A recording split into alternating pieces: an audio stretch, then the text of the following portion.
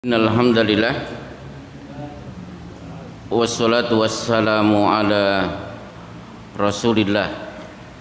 Asyhadu an la ilaha illallah wa asyhadu anna Muhammadan abduhu wa rasuluhu wa ba'du. Jamaah salat maghrib yang dimuliakan oleh Allah, al-jannah atau surga itu sangat luas. Luasnya difirmankan oleh Allah, wa jannatin arduhas samawati wal ard. Luasnya seluas langit dan bumi. Berarti Jannatul Firdaus itu luas luar biasa. Betapa luasnya surga, satu kerugian besar kalau nanti Bapak tidak ada di sana. Jadi jangan sampai surga itu luas kok kita bukan menjadi bagian dari penghuni Jannatul Firdaus. Maka kita berharap ketika Rasulullah sallallahu alaihi wasallam bersabda, "Man salaka tariqan yaltamisu fihi ilman sahalallahu lahu tariqan ilal jannah." Siapa yang punya kaki, dia langkahkan menuju tempat menuntut ilmu, maka pasti langkah kakinya masuk surga juga Allah akan permudah.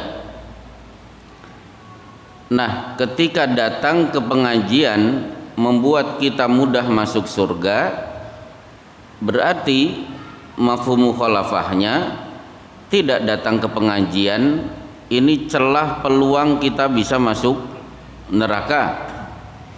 Maka Imam Bukhari di kitab sahihnya di Kitabul Ilmi menampilkan ayat penyesalan penghuni neraka ketika Allah berfirman, wa qalu, dan mereka penghuni neraka berkata, lau kunna, seandainya dulu kami di dunia, nasma'u, menyempatkan waktu untuk mendengar.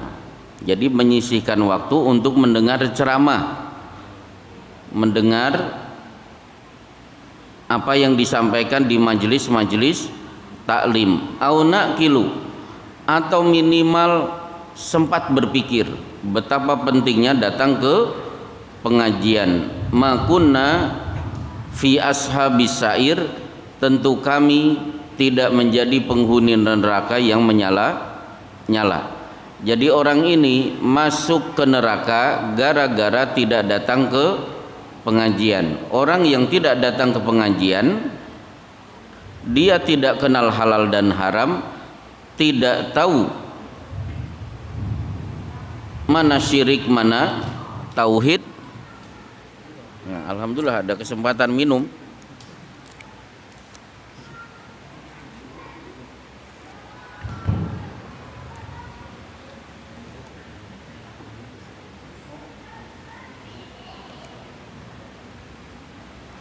Akhirnya perintah tidak dilaksanakan, larangan diterjang, orang ini masuk neraka.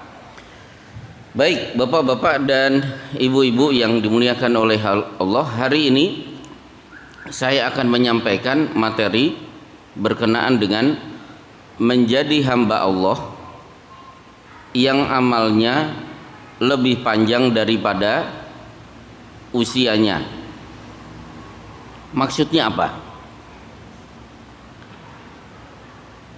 Jadi kalau nanti Bapak meninggal dunia, pastikan kita adalah hamba yang amalnya lebih panjang daripada usianya. Sebelumnya kita bahas dulu apa itu mati. Definisi mati itu banyak.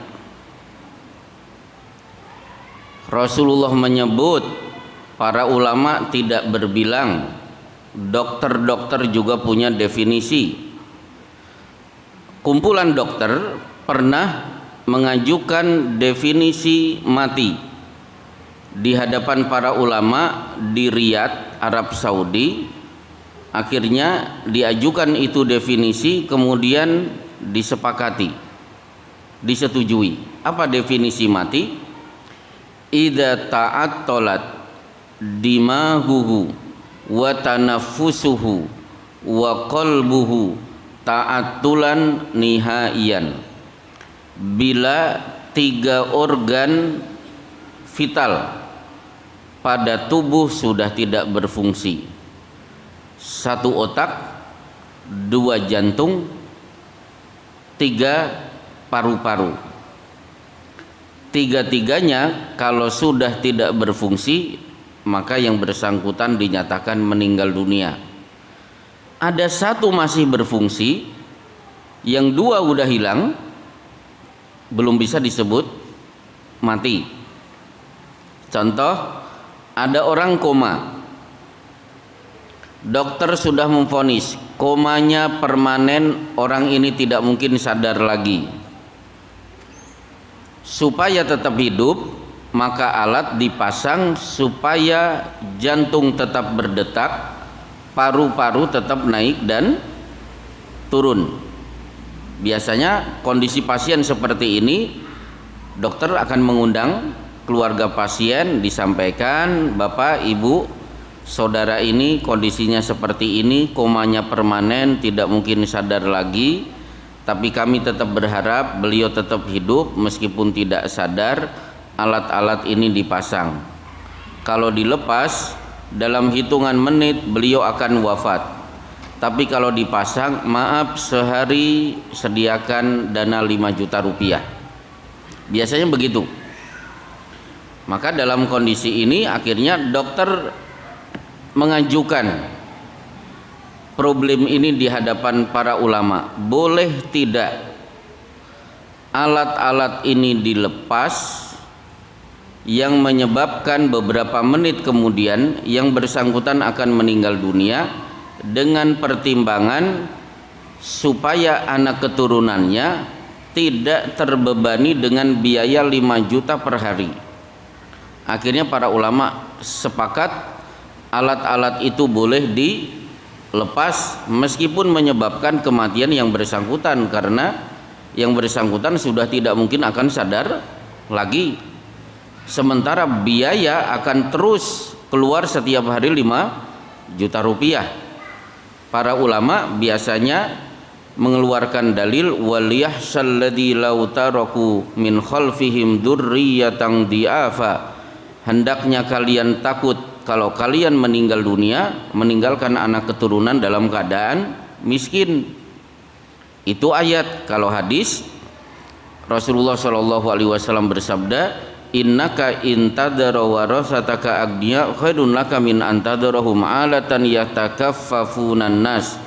Kamu mati meninggalkan harta waris yang berlimpah, itu jauh lebih baik daripada habis itu harta waris kamu sedekahkan, ujung-ujungnya ahli waris mendapatkan sedikit warisan, akhirnya anak-anak kalian miskin, kemudian menjadi beban bagi orang lain. Baik, itu definisi mati nomor 1. Sementara Rasulullah juga bersabda, innar ruha idza qubida tabi'ahul basar. Roh kalau sudah berpisah dari jasad, maka mata akan mengikuti ke arah mana roh itu pergi. Oh, berarti definisi mati kalau roh dan jasad sudah berpisah. Kemudian ternyata para ulama menyebut tidur itu juga mati. Karena ketika Bapak tidur, begitu bangun kita akan mengucapkan alhamdulillahilladzi ahyana ba'dama amatana. Segala puji bagi Allah yang telah menghidupkan kami setelah tadi kami mati. Berarti tidur itu adalah mati.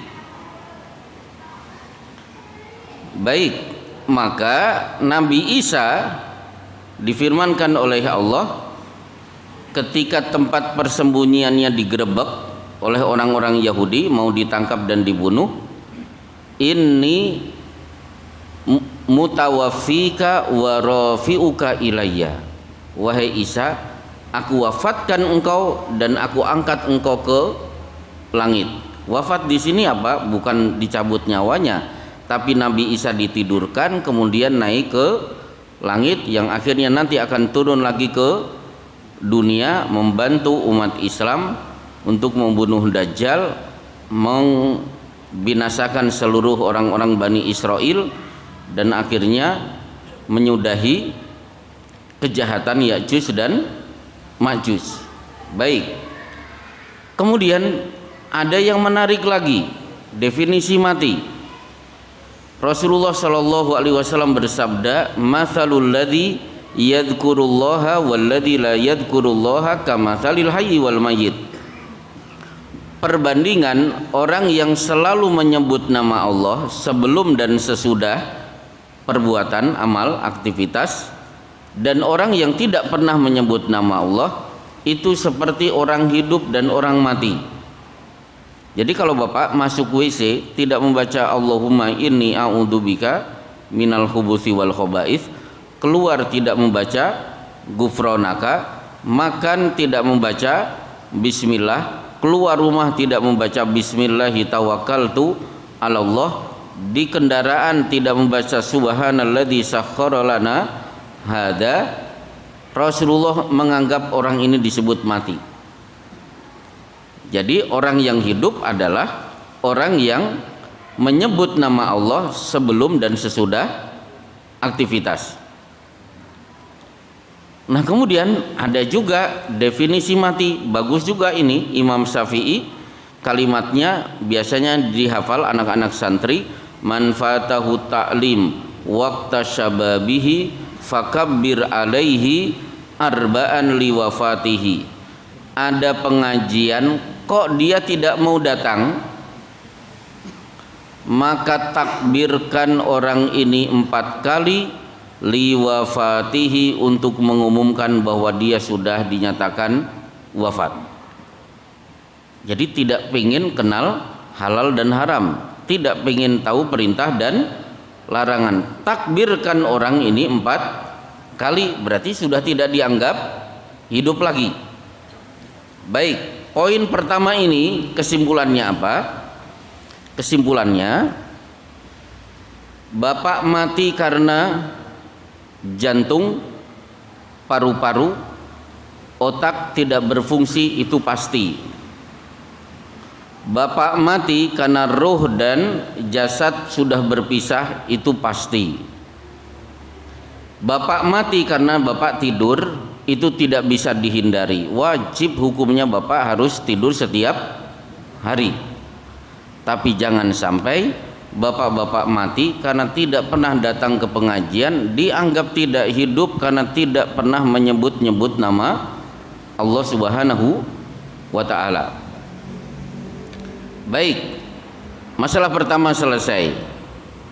Akhirnya Bapak kemudian suatu saat meninggal dunia. Maka pastikan ketika kita nanti sudah meninggal dunia, maka amal kita lebih panjang daripada usia. Maksudnya apa? Baik, saya beri contoh dulu. Nabi Ismail alaihi salam, ini contoh pertama. Allah hanya memberi usia cukup 70 tahun, Ismail kamu meninggal dunia. Akhirnya ketika kecil Ismail dipanggil bapak. Inni ara fil manami anni adbahuka. Ismail, tadi malam bapak bermimpi menyembelih dirimu. Menurut kamu bagaimana? Ismail dengan mantap menjawab, if'al ma tu'mar satajiduni insyaallahu minas sabirin. Laksanakan wahai ayah ini perintah Allah, saat saya disembelih insya Allah saya bersabar. Maaf, bapak-bapak yang pernah haji atau umroh tahu lokasi Nabi Ismail disembelih? Haji tahun berapa? Belum pernah. Umroh tahun berapa? Mas Yanto, tahun berapa ke Tanah Suci? 2016. Tahu lokasi Nabi Ismail disembelih? Belum pernah. Duh, gimana ini pembimbingnya nggak bertanggung jawab berarti. Baik, kalau saya di Mekah, di Madinah, saya suka tunjukkan lokasi-lokasi bersejarah. Kalau di Madinah, di sini Abu Bakar dibayat menjadi khalifah ketika melewati hotel Movenpick. Nah, ini lokasi dulu penduduk Madinah biasa buang sampah. Nah, sekarang menjadi hotel yang super megah, harganya paling mahal. Nah, ketika di Mekah juga saya akan banyak cerita. Seperti kalau di Mekah kita biasa tinggal di hotel Jalan Ajiyad. Kenapa memilih hotel di Ajiyad? Karena disitulah lokasi ketika Rasulullah SAW melihat Jibril dalam bentuk asli, sampai Rasulullah bersabda, Ra'aitu Jibril walahu sittu mi'ati janahin. Aku melihat Jibril, ternyata sayapnya ada 600. Di mana beliau melihatnya? Di Ajiyad. Ajiyad itu di mana? Nah, kalau pengen tahu, bareng ke saya, sama saya, nanti saya tunjukkan. Ini loh Ajiyad. Baik. Ismail akhirnya disembelih. Kembali ke Ismail. Keikhlasan Ismail menyebabkan setiap tahun Allah perintahkan berkorban. Maka Nabi Ismail mendapatkan pahala di setiap hewan yang disembelih setiap tanggal 10 Dzul Hijjah. Usia boleh cuma 70 tahun, tapi amalnya sampai sekarang sudah berapa ribu tahun diamalkan oleh kaum muslimin. Ini contoh orang yang amalnya lebih panjang daripada usianya. Contoh kedua, Umar bin Khattab radhiyallahu anhu. Ada yang tahu Umar bin Khattab meninggal dunia usia berapa, Pak?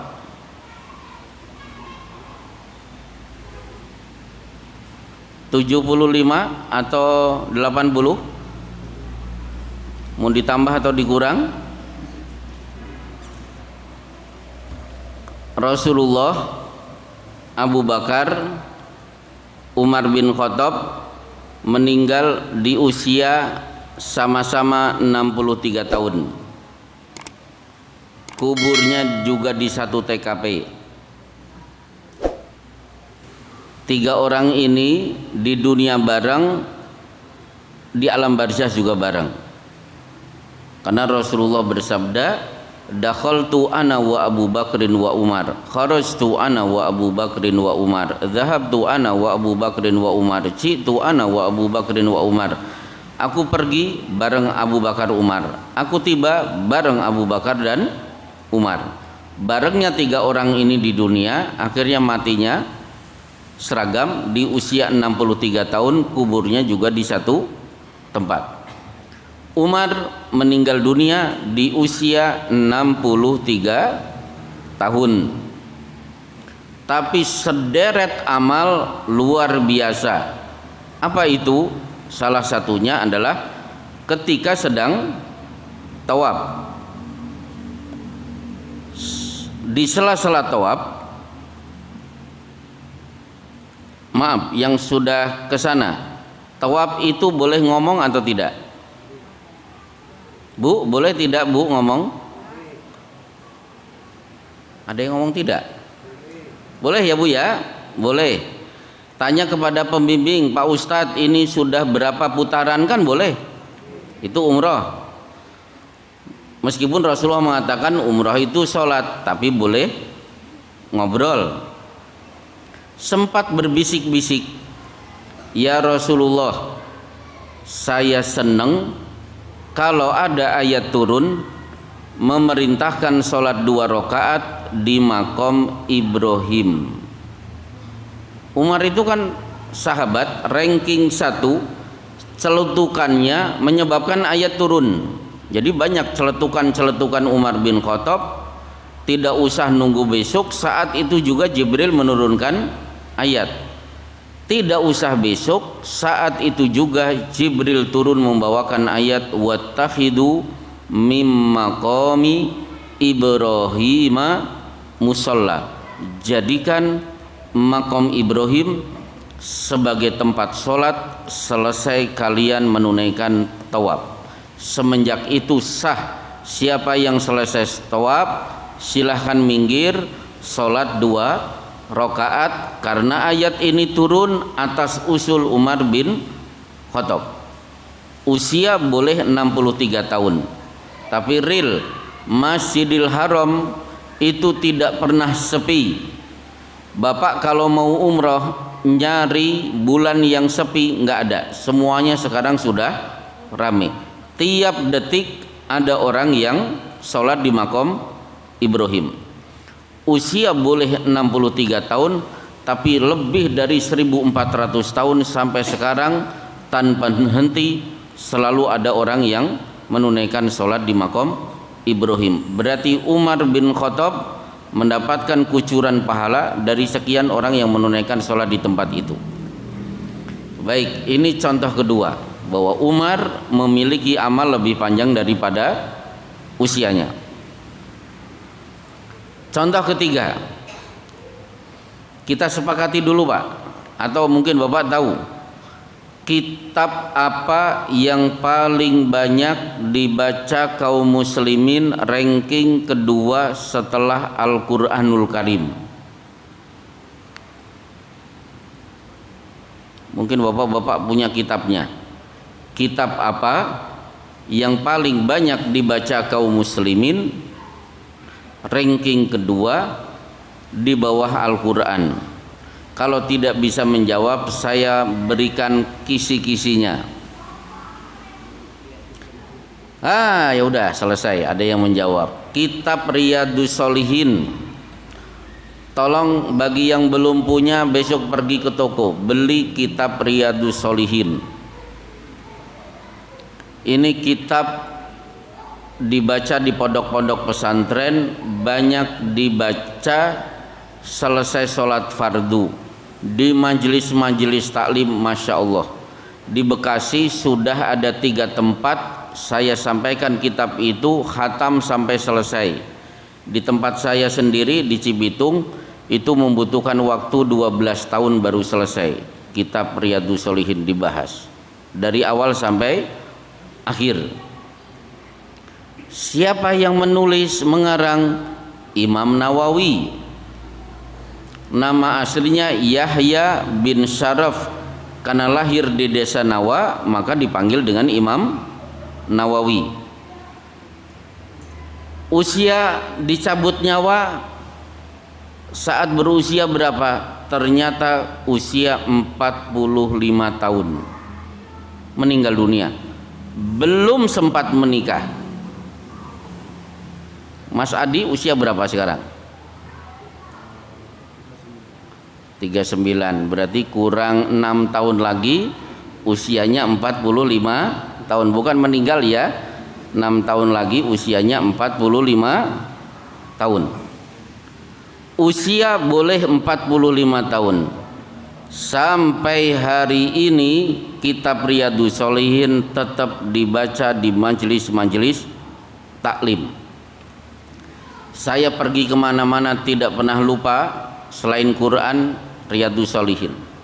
Termasuk saya ke sini, yang saya ingat-ingat, saya masukkan ke mobil pertama kali apa? Kitab Riyadhus Shalihin. Ketika saya umroh, saya tidak lupa membawa Riyadhus Shalihin, saya baca. Tidak ada bosannya membaca, mengulang-ulangi kitab Riyadhus Shalihin. Berarti Imam Nawawi usia 45 tahun, tapi ternyata kitab Riyadhus Shalihin usianya Masya Allah sampai sekarang dibaca. Berarti Imam Nawawi masuk kelompok orang yang amalnya lebih panjang daripada usianya. Contoh lagi, Masjid Nabawi berdiri di tanah milik suku Banu Najjar. Jadi kalau Bapak sedang sholat di Masjid Nabawi, Bapak berarti berada di daerah suku Banu Najjar. Kan di sana ada Banu Sa'idah, ada Banu Salimah, Banu Abdul Haris dan lain sebagainya. Kalau Bapak berada di Masjid Qiblatain, itu berarti desa atau suku Banu Salimah.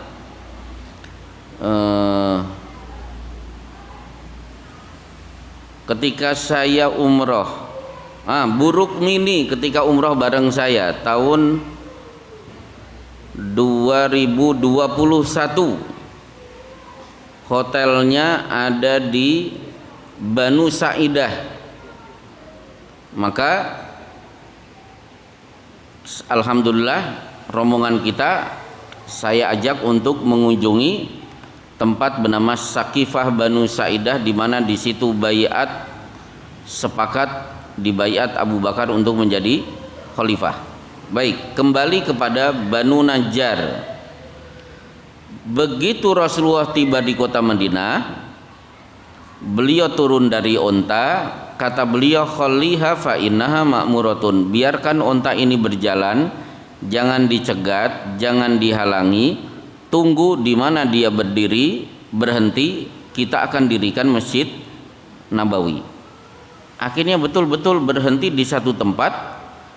Ternyata Rasulullah tahu ini tanah milik salah satu penduduk dari Banu Najjar.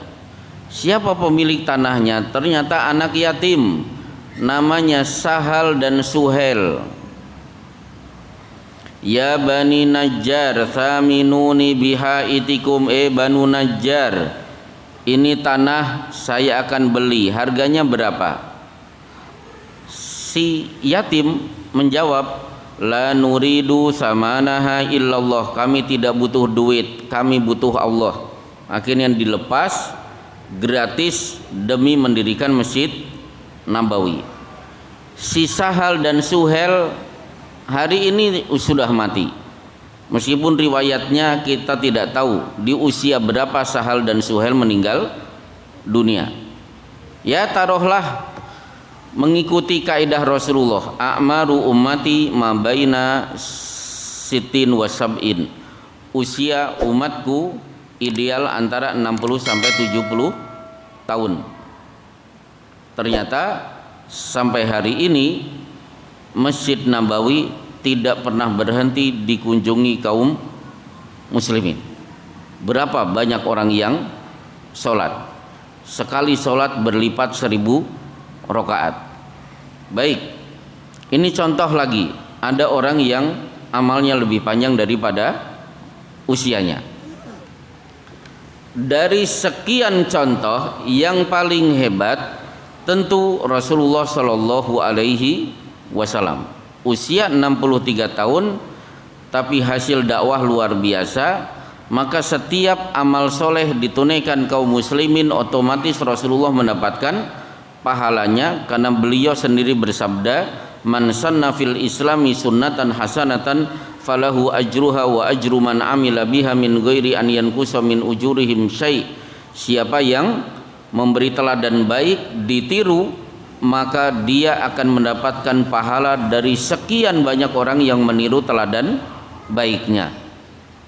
Berarti detik ini Rasulullah mendapatkan pahala dari sekian bapak-bapak dan ibu-ibu yang sedang duduk di majelis taklim. Bahkan kita wajib sepakat, tidak ada nama di dunia ini yang lebih banyak disebut-sebut melebihi nama Muhammad. Kapan beliau disebut? 1, ketika adzan. 2, iqamat.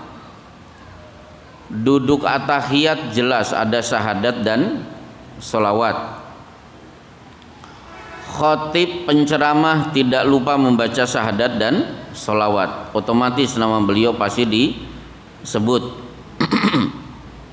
Bahkan jenazah ketika diturunkan ke liang lahat, bacaannya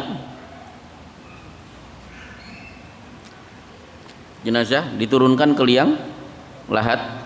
Cara menurunkannya bagaimana Pak kalau di Masaran? Ini liang kubur. Kepalanya ada di utara, kaki ada di selatan. Udkhila min kibali rijlai al-qabri. Mayat itu dimasukkan dari arah kaki kuburan. Jadi dari sini didorong, diterima yang ada di dalam, baru kemudian diturunkan. Yang saya ingat dulu masih kecil sering ikut datang ke kuburan, mayat di sini diturunkannya dari tengah. Kalau mengikuti sunnah dari sini, dari arah kaki kubur. Apa yang dibaca? Bismillahi wa ala millati Rasulillah, dengan menyebut nama Allah di atas millah Rasulullah. Berarti nama beliau disebut di komplek pekuburan.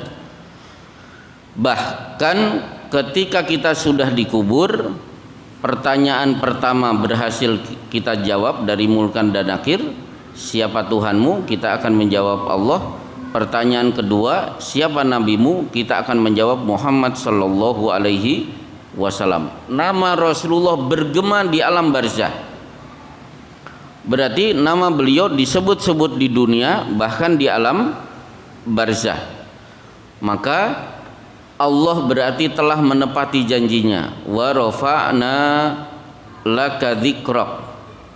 Wa rafa'na, kami pasti angkat derajatmu wahai Muhammad, laka dzikrak, dengan cara namamu akan terus disebut-sebut. Akhirnya nama beliau tiap hari disebut-sebut tanpa henti. Ini menunjukkan Rasulullah Shallallahu Alaihi Wasallam usia cuma 63 tahun, ternyata amal beliau jauh lebih panjang dari usianya. Sekedar tambahan, karena saya juga mengisi kajian kitab Qasasul Anbiya tulisan Ibnu Katsir di Bekasi, kitab yang membahas kisah 25 nabi. Ternyata para nabi punya 80 kesamaan. Salah satu titik kesamaan para nabi adalah mereka meninggal dunia di puncak karir. Saya ulangi Bapak-bapak, para nabi diwafatkan oleh Allah ketika berada di puncak karir. Contohnya ya, saya harus bercerita 25 nabi. Saya ambil saja satu. Nabi Yusuf alaihi salam. Ini unik, Nabi Yusuf. Satu-satunya nabi yang diceritakan utuh cuma di satu surat, itu cuma Nabi Yusuf, di surat Yusuf. Bapak cari kisah Nabi Musa, Al-Baqarah ada, Ali Imran, An-Nisa, Al-Maidah, terus di surat-surat yang lain, sampai termasuk idhab ila fir'auna innahu tagha. Itu kan surat di Wan-Nazi'at. Berserakan, Nabi Hud berserakan di banyak surat, tapi khusus Yusuf diceritakan dari masa kecil, remaja, ketika menjadi menteri, sampai akhirnya menjadi raja penguasa di negeri Mesir. Coba kita lihat puncak cerita Yusuf ada di ayat 98, 99, 100. 98 bertemu dengan bapak ibu, seluruh saudara masuk istana dalam keadaan sujud kepada Yusuf. Maka Yusuf berkata, "Ya abati, hadza ta'wilu ru'yaya min qablu qad ja'alaha rabbi haqqan." Wahai ayah, ini takwil mimpi saya masih kecil, ternyata kalian hari ini semuanya bersujud kepada aku. Setelah itu Yusuf mengangkat kedua tangan, Rabbi qad ataitani minal mulki wa 'allamtani min ta'wilil ahadits. Ya Allah Tuhanku, Engkau sudah angkat aku menjadi raja di negeri ini, bukan menteri lagi. Engkau juga sudah angkat aku menjadi nabi yang pandai mentakwil mimpi. Ketemu keluarga besar, menjadi raja, kemudian statusnya nabi. Akhirnya apa permintaannya? Tawafani muslimah, saya pengen cepat-cepat mati dalam keadaan muslim, wa alhiqni bisolihin, pertemukan aku di sana dengan orang-orang soleh.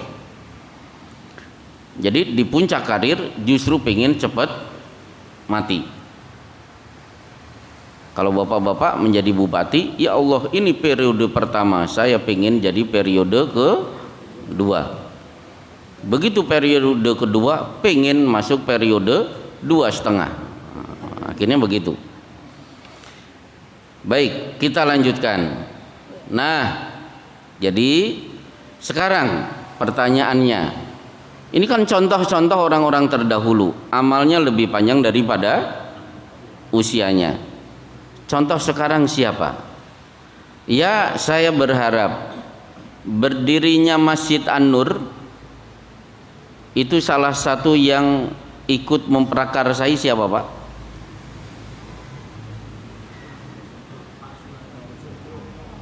Pak Jogo? Pak yang orang Masaran, nggak usah jauh-jauh, beli yang sudah. Pak Roto gimana Pak Roto? Saksi hidup. Yang saya ketahui Pak Ashuri yang punya usul.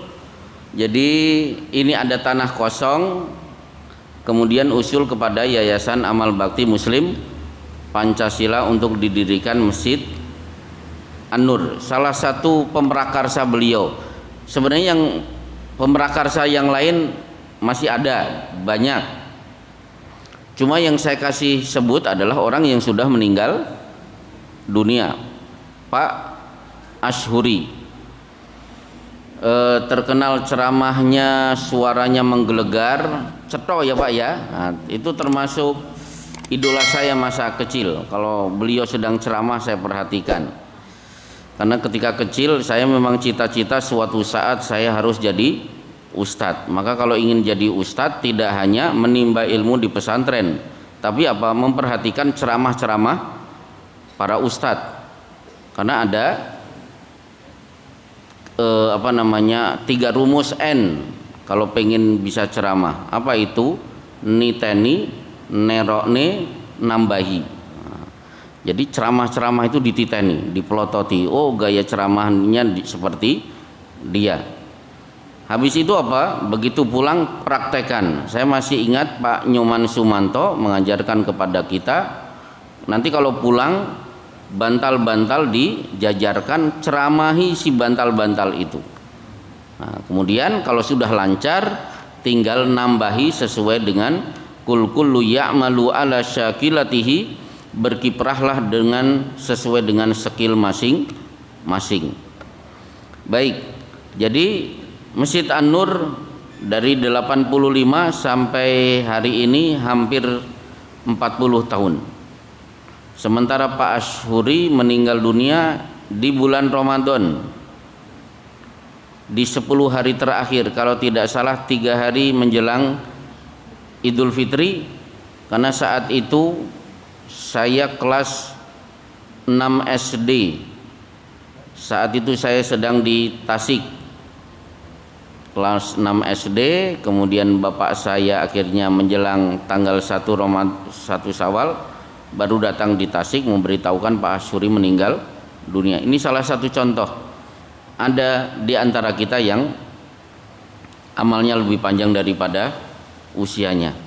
Tinggal kita tunggu bapak-bapak kalau meninggal dunia, amal apa yang bapak tinggalkan yang masih bisa dinikmati oleh orang yang masih hidup.